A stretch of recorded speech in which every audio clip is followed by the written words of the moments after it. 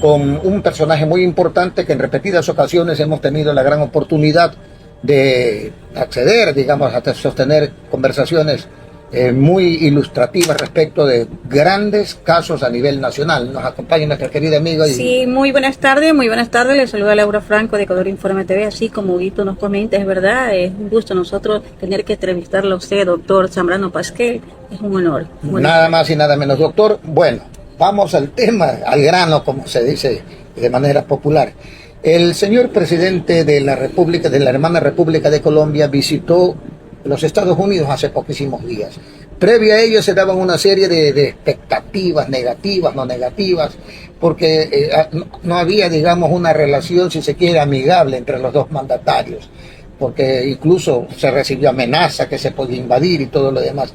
Pero la presencia de Petro y los resultados de esta reunión con Donald Trump como que aclaran algunas cosas, e incluso para el mismo Ecuador nos sirve de mucha lección. Ojalá que esta sea aprendida. Bienvenido, doctor. Muchísimas gracias a usted, don Hugo, y a usted, Laurita. Mire, la presencia del presidente Petro en la Casa Blanca es un hecho histórico que tiene que ser bien apreciado. Como usted bien dice, el presidente Donald Trump, después de lo que pasó con Venezuela y con Nicolás Maduro, para mí en el caso de Venezuela, Maduro, ya no me queda duda de que el objetivo político y militar era Maduro. Y está preso Maduro en cárceles norteamericanas. Qué bueno para la tranquilidad del hemisferio. Ya no haya más muertos. Son alrededor de 100 personas que fallecieron lamentablemente en esta incursión militar marítima. Sí, no, en el caso de los muertos por las lanchas que fueron destruidas, como 100 personas. Así es. No es que ha terminado el narcotráfico ni el riesgo, pero sin duda alguna no era la finalidad el tema narcotráfico, porque hoy se reconoce que el llamado Cartel de los Soles se considera que es una organización de militares, no para el tráfico de drogas, básicamente cocaína, porque Venezuela no necesita, con los recursos petroleros no necesita la cocaína. Entonces, hoy, mire, el tema en Venezuela, sigue la señora Rodríguez como presidenta encargada. El presidente Trump dijo en el caso con Venezuela que habrían alrededor de 100.000 millones de dólares de inversión. Aparentemente no hay todavía ninguna inversión. He comentado en otro momento y lo vuelvo a decir, los grandes aliados de Venezuela, más que Venezuela, el presidente Maduro, China y Rusia, han mirado a otro lado. ¿Por qué? Porque tienen intereses económicos allí que defender. Entonces, dicen no estuvo bien, pero tampoco hacen más. Entonces, sigue la señora Rodríguez en el ejercicio del poder con la complacencia del gobierno del presidente Donald Trump. Entonces, ¿qué ocurre?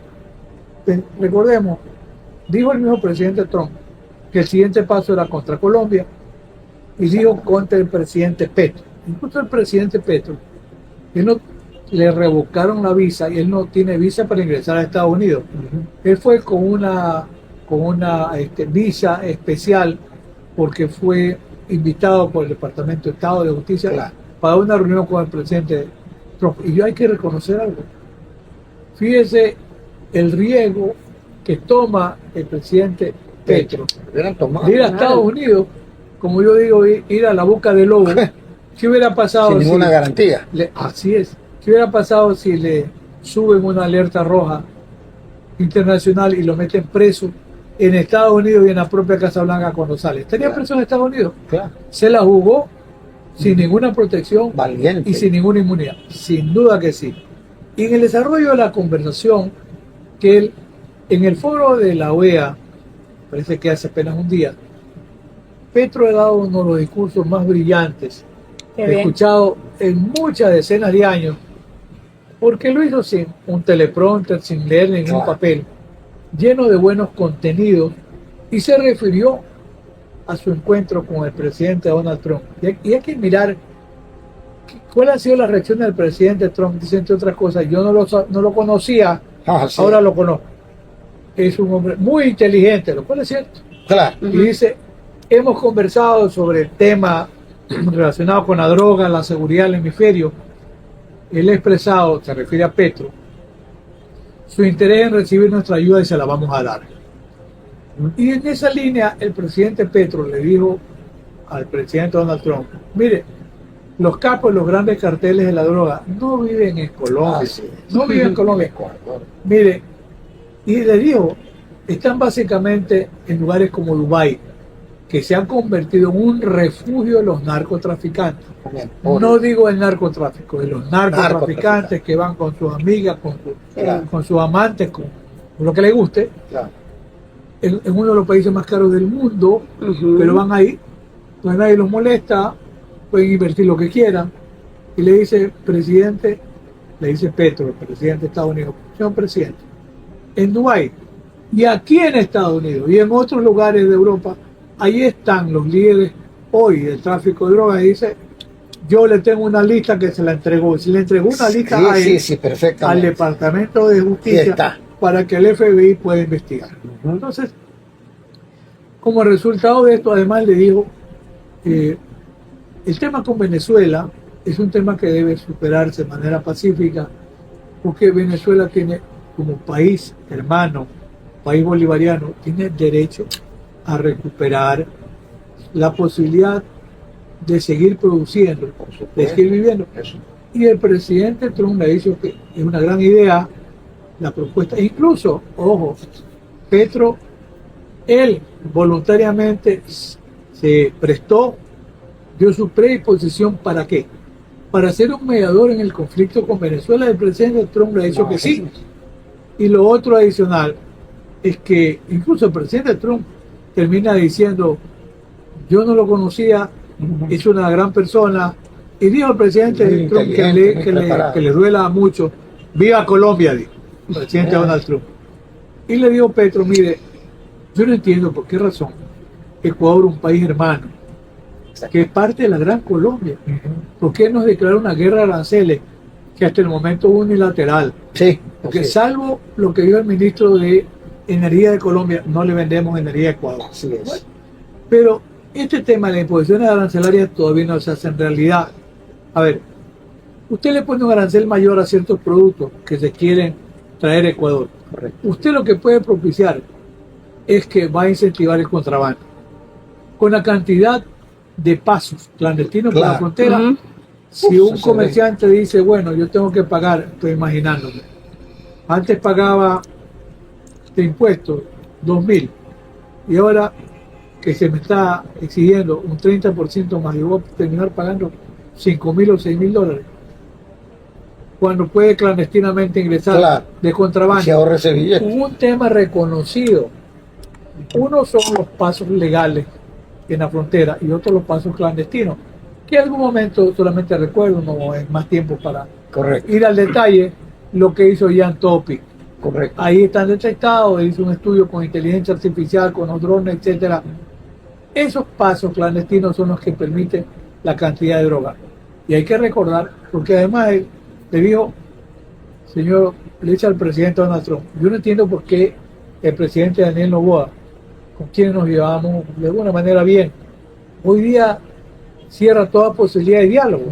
Y le dice Petro, al presidente Trump, yo incluso quisiera que usted intervenga. Ah, ¿ya? Y el presidente Trump le dice, sí, voy a conversar sobre el tema. Una orden. Fíjense usted a dónde ha llegado este tema. El nivel de credibilidad, de respetabilidad de este presidente. Así, donde Ecuador no gana, Ecuador pierde. Y el argumento hay que recordar principal, porque no es que sumarlo un nuevo plan de seguridad, ojalá que funcione. Claro. Pero como hemos dicho en algún comentario, de pocos días, el incremento de muertes violentas aumenta y aumenta. Todos los días. Ojalá que sí haya resultados efectivos. Ahora bien, en esa línea de análisis, ¿cuál fue el argumento para este incremento de aranceles? Se dice como Colombia no hace, y dice, bueno, el presidente Petro no pone no los esfuerzos. cumple, exacto, con el control Entonces, casi como que le vamos a decir, poniéndole aranceles. A ver, hay que revisar cifras para apreciar que el gobierno del presidente Petro Ha hecho unos esfuerzos y en muy incautación grandes. de droga, Toneladas. el presidente Petro, son casi 3.000 toneladas de cocaína Imagínese. incautada en la administración de él. Eso no Y el Cosa que último no había año- pasado antes en ningún otro No, gobierno. ningún presidente de Colombia. Y en el último año son alrededor de 1.250 toneladas de cocaína incautadas por el gobierno de Petro. Ecuador incautaba más o menos 300 toneladas hace 2 o 3 años. Este año, 2025, la incautación llegó como a 150 toneladas. Bueno, eso podría significar que menos droga ha estado pasando por Ecuador y ojalá que sea realidad. Ojalá. Porque lo contrario, lo que podría salir de fondo y de buena lectura también es que sigue pasando la misma cantidad de cocaína y hoy el control se ha debilitado. Por eso se descubre 150 toneladas versus 300 normalmente por año. Y hay que recordar ahí, como ha dicho Fernando Carrión, un buen investigador sí, sí. ecuatoriano, Sí, que entre 40 toneladas y 50 se quedan en Ecuador porque los carteles mexicanos le pagan a los narcos ecuatorianos para que le ayuden a llevar la droga, ya no en dinero, puede ser que parte en armas, pero parte le pagan con droga. Entonces, el plan de seguridad para Ecuador es importante que haya un plan que sí funcione, que sea creíble, pero tiene que haber lo que hemos comentado, planes binacionales en materia de seguridad con nuestro Y vecino para eso es la Colombia colaboración, pues, y con Perú. Exacto. por supuesto, Exacto. pero romper relaciones de esa naturaleza Porque es. de Colombia viene la droga y de Perú viene la arma. Entonces, el ejemplo que ha dado el presidente Petro y de Estados Unidos es formidable, es positivo. Y en el encuentro en la OEA ha dicho grandes verdades y dijo, la Carta Interamericana está bien, pero como es del año, yo recuerdo la fecha, 1969, pues, casi 50 años y algo más, 70, dice, pero hay temas que no se tomaron en cuenta ahí. Yo he revisado más de una ocasión por actividad de trabajo la convención y Petro recordó algo, derechos de las mujeres. He hablado mucho de los derechos de la mujer Claro. y la convención no lo considera. Los derechos de la naturaleza, Claro. los ríos, los animales tienen también derechos, pero por supuesto, a no ser claro. maltratados, a no ser sacrificados. Y habló también de los derechos sociales. Entonces dice, porque algo que brillante dijo Petro, a ver, ¿para qué se creó? Lo dijo ayer en el discurso de Novedad. ¿Para qué nació Naciones Unidas? Claro. Porque después de las guerras mundiales salió como mecanismo de contención para tratar de evitar Guerras futuras. una guerra futura, pero además tratar de evitar conflictos con muertos y miles de muertos. Y dijo, ¿dónde está Naciones Unidas que no impide Gaza. lo que pasa? Sí, en la franja Gaza. de Gaza. Si eso es así, y Naciones Unidas, y yo le agregaría algo, ¿no? Que como y usted y yo tenemos la línea política igual a la del presidente Petro, yo agregaría algo. ¿Y qué hace Naciones Unidas también con la invasión de Rusia a Ucrania? Claro, Sí, vamos, con todo. claro. Tiene que ser nuestra presencia. ¿Cuándo? Sigue matándose gente. Está legitimado en la izquierda y en la derecha y en el centro. Por eso tiene razón Petro cuando dice, con enorme convicción y mucha sabiduría, si este es el estado actual, entonces significa que Naciones Unidas no sirve. No funciona. Hay que replantear la Hace finalidad de rato. Naciones Unidas. O sea, un hombre brillante como Petro nos lleva a la reflexión y eso hay que destacar. Ella se va en mayo. Sí. Se va, y él dice, el sistema interamericano me dio la razón, dice Petro, porque me habían inhabilitado. Dijeron, él sí tiene derecho a ser candidato. Dice, y gracias a eso yo soy presidente de Colombia. Entonces, es positivo lo que ha pasado en estos días con la Y presencia un del presidente ejemplo, Petro. digamos, Un ejemplo a imitar, yo le de he hecho un comentario. estadista de carácter internacional. Así es, y de mucho respeto. Muy bien, doctor. Oiga, por otro lado, el tema del Ecuador también es candente. No sé si aquí estamos en el país de Mr. Bean, de los tres chiflados. Aquí ocurren una serie de cosas que no deberían darse dentro del plano de lo racional, de una sociedad medianamente civilizada. El tema del amigo Santiago Díaz, si mal no recuerdo. Santiago Díaz. ¿Cómo observa usted esa cuestión? Porque hay mucha gente que dice que ha sido utilizado políticamente para degradar a determinados partido político justamente cumpliendo un preguión que viene desde el Ejecutivo. ¿Cuál es su pregunta? Bueno, ¿por qué está preso Santiago Díaz? Está preso por un crimen terrible, la violación a una menor de edad. Ajá. Y Santiago Díaz, yo he leído, porque a mí me llegó también una copia de la declaración, puedo hablar con el conocimiento de haberla leído. Él dice que ha prestado como 20 años servicio a la Revolución Ciudadana, lo cual puede ser cierto de cuando era Alianza País. Entonces, porque él a lo largo de la declaración ha llorado 3 o 4 veces, llorando porque lo dejaron votado. Y hay que tener cuidado. Cuando a él lo expulsan del partido, cuando el partido estaba liderado por Luisa González. Entonces, él dice que lo que quería, cuando está acusado de violación, estaba prófugo, quería ir a Venezuela.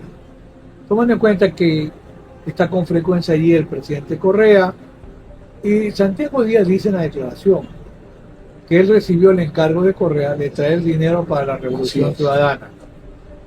A ver, si se dice que en la campaña del 2023, en cifras reconocidas, podría haberse gastado $1,500,000.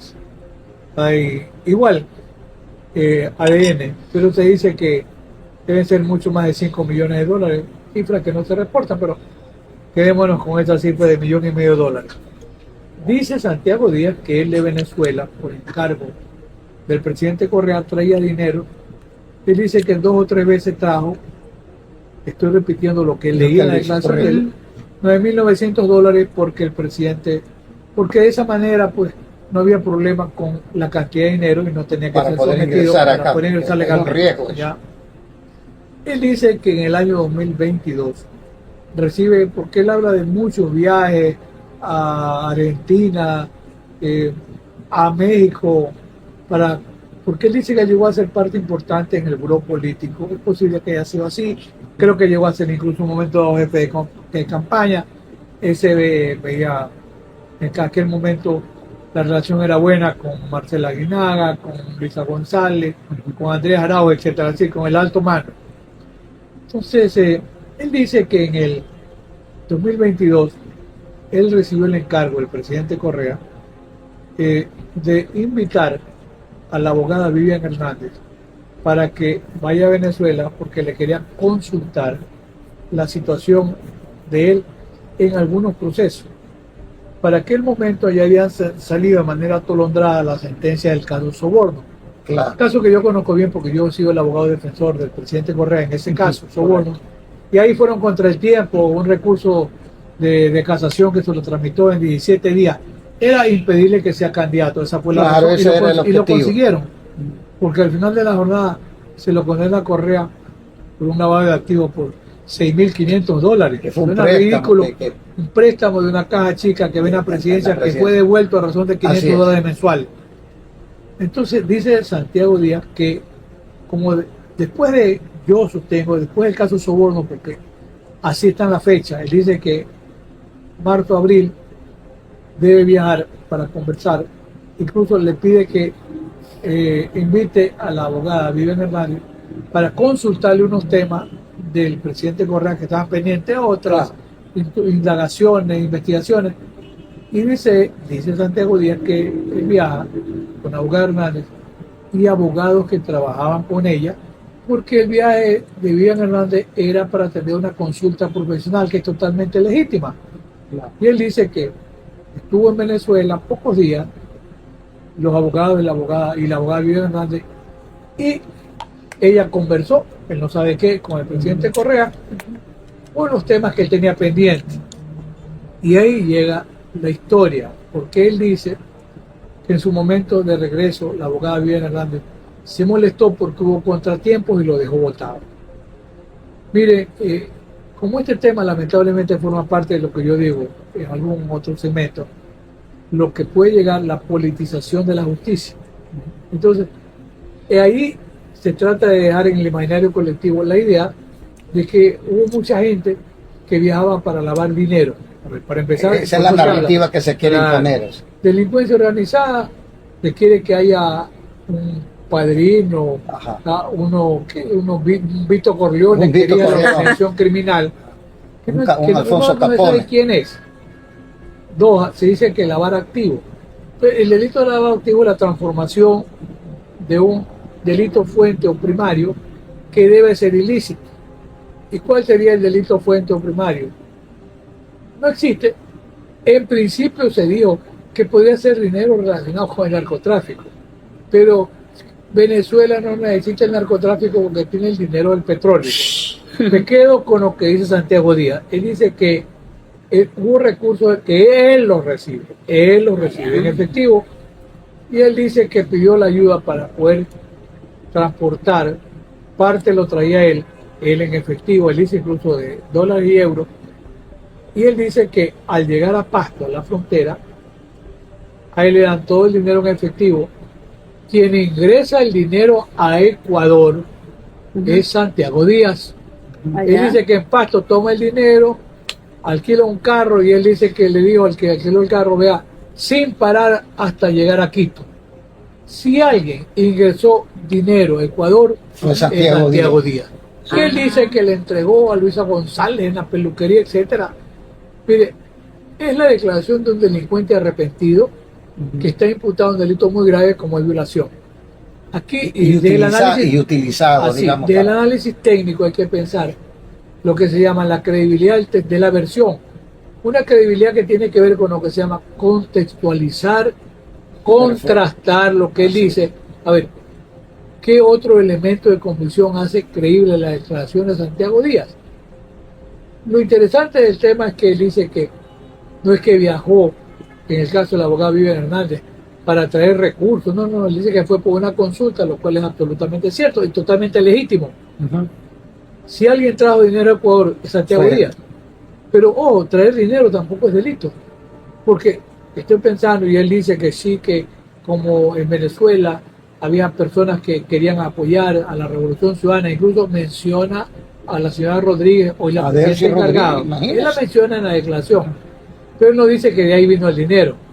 Ya. Él dice simplemente que recibió el dinero para transportarlo y traerlo a Ecuador.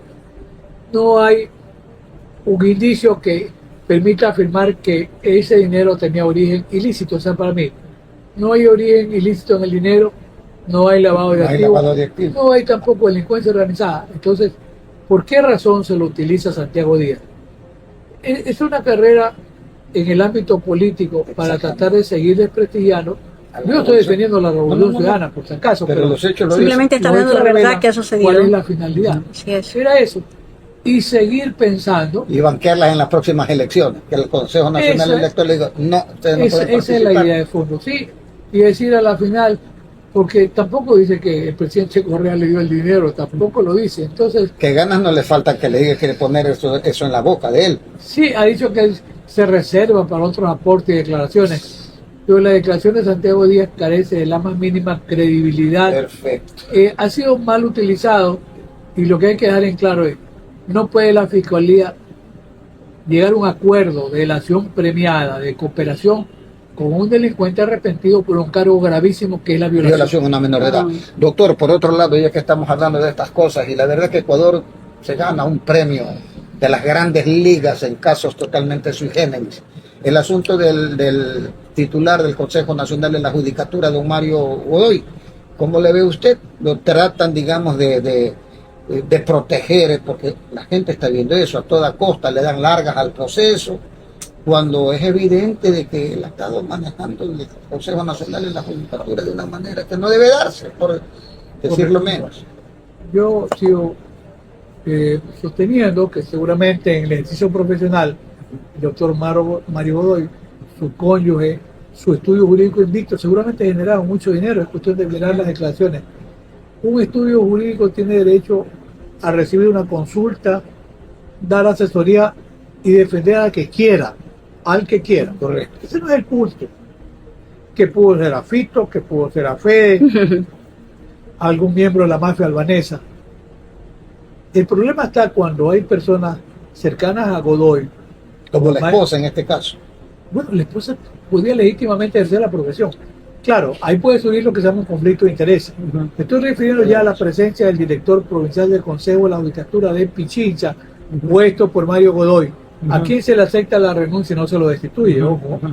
Entonces, se va tranquilo, pero, a ver, Mario Godoy termina por aceptar que la esposa de él sí ha defendido incluso a este sujeto de la mafia albanesa en la primera etapa de un proceso por lavado de activos. A ver, lo que genera una cónyuge abogada en el ejercicio profesional, si es parte de una firma, ese ingreso va a la firma.